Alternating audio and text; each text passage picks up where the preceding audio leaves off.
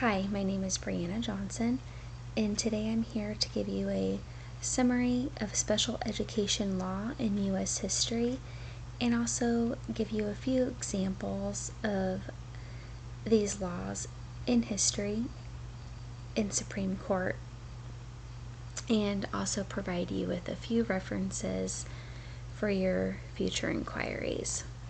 So in 1863 was the first time of many that there would be rulings in the Supreme Court regarding special education. In 1863, the Massachusetts court ruled that a child was not allowed in their public school because of their weak mind. It would not benefit from instruction. But what were the parents to do? There was compulsory education law passed that required parents to have their children attend public school for a designated period of time. And in 1852, this was grammar school, kindergarten through 5th grade. All 50 states eventually made this a requirement. It was again in 1919 that another Supreme Court hearing, B. Little versus Board of Education, that a court ruled school officials could exclude or expel a student with disabilities, even though they may have already attended a K-5 public school. Now, this does not seem fair, and there is other movements that also help supported a change to make special education as we know it today. The Civil Rights Movement had a big impact on the special education, and it was a particular thing said, this separate but equal has no place in the United States, according to the 14th Amendment. Now, this kind of paved the way for special education, leading to the Mills versus Board of Education, and this was about a child of special needs, and they ended up ruling in their favor that children should be with children no matter what their disability, and should all be provided a good education, a fair education. The government really started gaining more control in 1965 when it passed the Elementary and Secondary Education Act. Now, this provided federal funding to states to improve education for deaf, blind, and retarded children in public schools. And it was in 1970s that the Education for Handicapped Act was also passed and allowed for expansion of federal grant programs for handicapped children, for training for teachers, and it also mandated education for handicapped children so that they could be successful and make progress. Many parents began to band together and advocate for their children starting in the 1930s.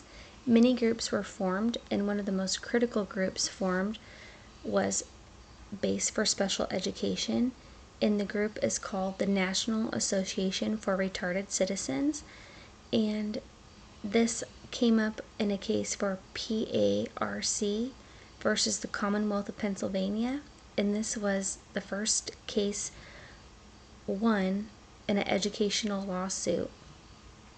Now, this lawsuit got overturned, and because of that, the right to education was forever changed and was the foundation for the Education for All Handicapped Children Act of 1975. Now, today this is known as IDEA. You may have heard also of the Section 504 Rehabilitation Act of 1973. Now, this was the first federal civil rights law created to protect a person with disabilities, and it states that no handicapped individual shall be excluded from participation or be discriminated under any activity receiving federal assistance. So what this means is that any establishment receiving federal funding is mandated to comply with modifications and accommodations for students with disabilities. There were many amendments in the Education of Handicapped Act, and one of those amendments came in 1986 that provided grants to schools for children 3 to 6 years old with special needs. And what this does is it provides early intervention support, and that comes along the way from family training, counseling, case management, social workers, medical services, technology devices, evaluations, related costs, and much, much more. In the 1990s, there were more amendments to follow, and that was when the Education of Handicapped Act, its name was changed to the Individual with Disabilities Education Act, abbreviated IDEA.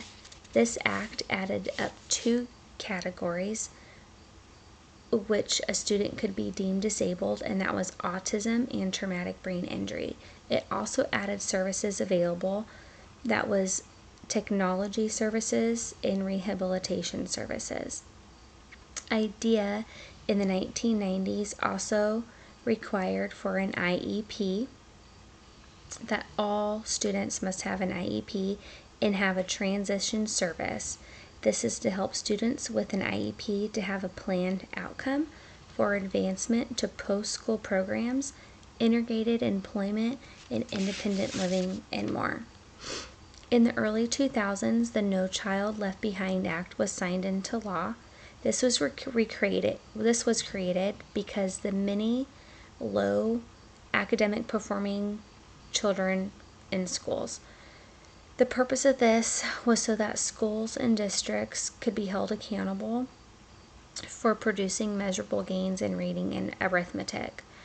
This created a way for children with an identified disability or disadvantage to receive support.